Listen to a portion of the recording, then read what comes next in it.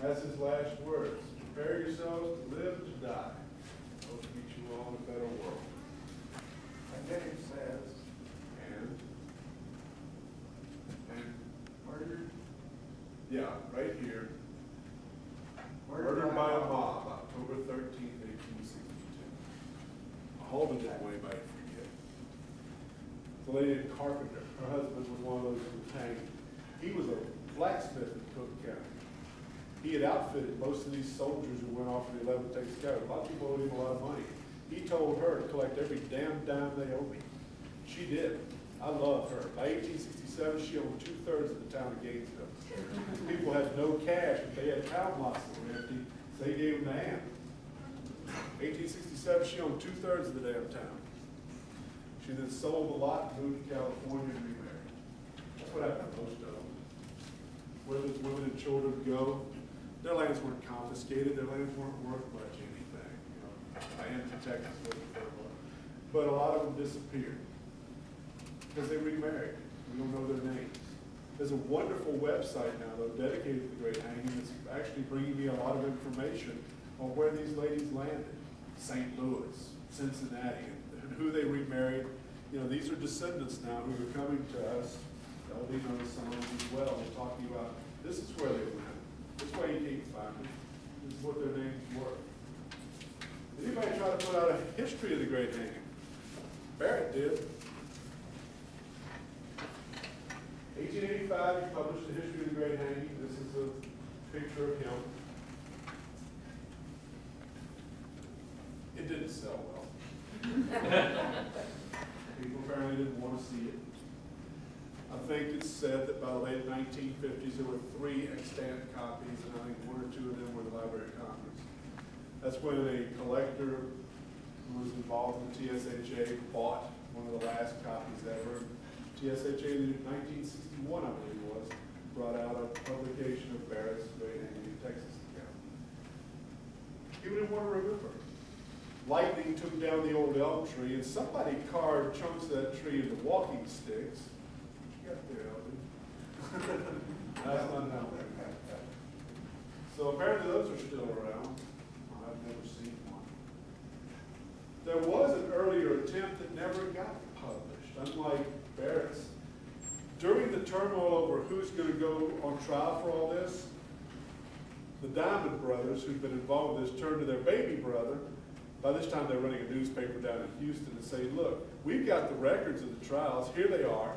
Write up our history. Tell the world what really happened. So young George Washington Diamond, who was not there during the hangings, wrote up his account.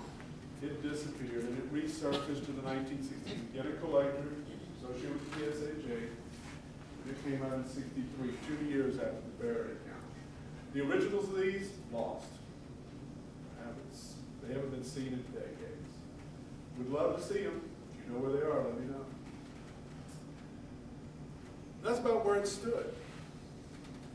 Then LD surfaced with his memoir, The Recollection of James Lemuel Clark, who is the son of Nathaniel Miles Clark, who talks about all this. This came out in the 1980s. Between the 60s and the 80s, you would think people must have been digging this stuff out like crazy. No, there were 2 small articles. That was it. LD brought this out, and then my wife found the 2 TSHA publications for me. And they asked me what you want to do your dissertation on. I thought, well, hell, this looks interesting. And they told me there's not enough information on it. And after 643 pages, they told me, stop writing, please, God. Don't do that anymore. I gave it to LSU, and they said, cut this in half and we'll publish it. So I did. Made some articles out of it. But through the years, some of you people have been so kind to bring me new materials. Materials on the state. Dashiell's record book showed up in Galveston. It's down in Rosenberg. And I was able to bring out another article on it. And that's the 2 books you'll find out there. And what about the principal? Well, Steve took me out. This is William C. Young's grave. You won't find this unless you have a good friend like Steve who will take you there. This is Borland's. The house was destroyed when they built Lake Texoma, I believe it was. So I never quite understood because the water never reached there. But I guess the Corps of Engineers was trying to get a buffer zone. So these are not men that are remembered by their communities all that well. They lie in distant places. Recently, and I mean recently, by the last 3 or 4 years, there's been an effort to put a park together at the site of the hanging, or we could roughly reconstruct it, but they ran out of gas and money and the usual things. There's a marker out there, this is what it looks like. And beginning about 4 or 5 years ago, we started having a memorial service. Thanks to this gentleman right here, Leon Russell, who could not be with us today. He called me to say he wished he could. Leon is like LD, a fellow who grew up in Gainesville, never heard much about it, Leon down here. And then in advanced old age, Leon heard about this and decided something needed to be done. So this memorial service every year, you can thank Leon Russell. He did not have an ancestor. He did not have an ancestor in it. He just thought it was a shame that the community, the state, and the country did not remember this. And so he's done a yeoman's job of bringing this back up. And I suppose it will continue to run. So that's a great hanging in Gainesville, Texas. I ran over on my time just a smidge, but I'm infamous for that. Any questions, comments? Yes, sir. Was it by lot the 14 were chosen 1 out of 10? It's not clear. And then What it seems to imply is the guys who came, the 2 who came in and said, we want some more names, knew who they were looking for. Now, what were they looking for? I don't know. Did they have names that had been singled out in the earlier investigation? On a crib sheet, maybe? I don't know. Is that the same for the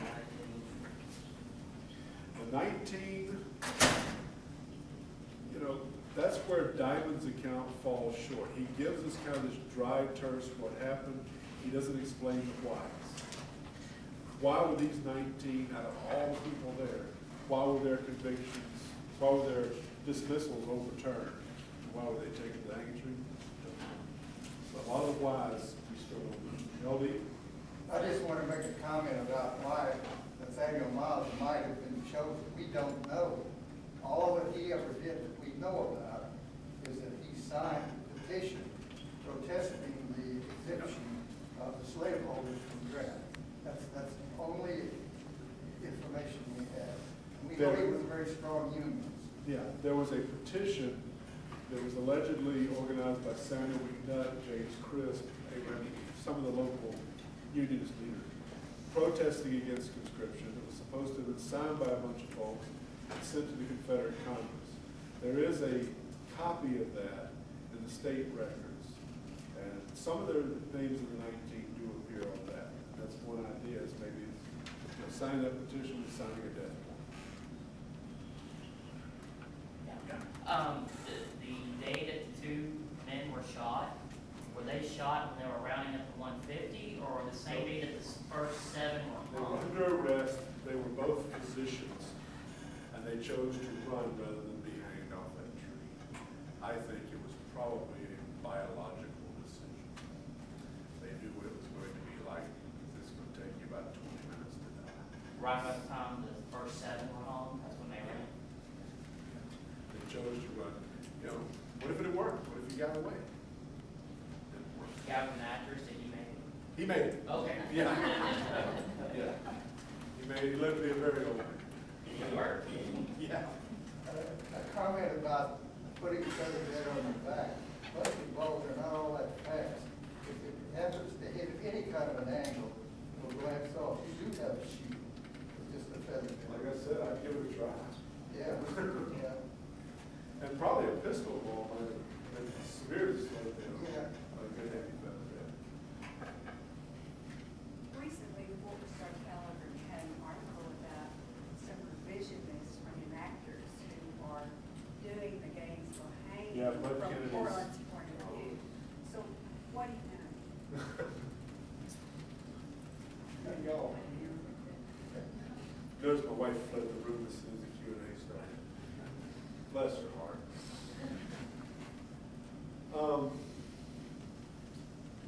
I know that I've seen some of the still pictures from what they're filming. So far, they're not terribly accurate, but they assure me that those are not what they're going to be using to film the hanging stuff. The men who are doing it, the one in charge, claims to be a descendant of two of the men who were among the seven to first be hanged. Believes fervently that they got exactly what they deserved. They were traitors and they should have been. So he's working with men who believe like he does. So at this point in time, based on what I see online, what I've gleaned from conversations with them, is that their point of view on the hanging will be sharply different than mine. They intend to produce this film along with other educational films and market them to seventh graders here in Texas to be used in the classroom. They believe, there's been another writer come out who says that Moreland is a hero. And in fact, there really was a conspiracy. He saved Texas from being pulled apart like Virginia. And they followed his track. So, But are they reenactors? That was some impression. they're reenactors and SCV. Sounds better, but the fellow in charge of it is one of the, I think he's the third highest officer, something better. So they have adopted a new mantra, and I think it's a very big mistake on their part, because I have Confederate ancestors. I've been to many SCV meetings. They've adopted a mantra that the South did no wrong. And if the South, if anyone says that the South did something wrong, that's evil and stupid, and they need to hush. And so, again, that's some of them are very, very good friends. And I really have enjoyed their support. There's this new mantra, which is how this film is being made, to show there was no mistake made. This is exactly what these men who were killed deserved. That's why I think that film will say what it's going to say. Now, Steve is going to wince at this. Steve Jordan, who's with us today, is going to be a larger event for the 150th anniversary of the hangings this fall in Gainesville. And I'm going to be there. LD will be there. We'll be talking about this with the other folks. And I understand that film will be completed by that time. And I think they're going to show it. Steve? They got Tony back. Yeah, well, good luck with that. Yeah, I know. What's the name of, what is this? Don't know. Do you know we're working? Black October. Black October. About an hour. Black October. Black Heart, Nah. Black Hearted October. You'll get your turn at 1 o'clock. Yes, sir. Considering that the setting, the whole of hangings and all is a civil war across the United States, and considering it isn't the first civil war in the United States, Absolutely. and certainly it wasn't the first civil war in the world, would you say, or wouldn't you say there was anything unique about these kind of things happening? Oh, absolutely not. This is something I talk about in different forums. Texas is not alone in having dissenters within its borders and dealing with it in a violent manner. There's a very famous book called Victims by Philip Paladin, and Philly will touch people with Shell tomorrow. However, flip it over to the other side. There were violent such incidents in Missouri by Union troops killing Southern sympathizers. At Palmyra, for example, 10 were killed. There was ugly incidents all over the Midwest, particularly.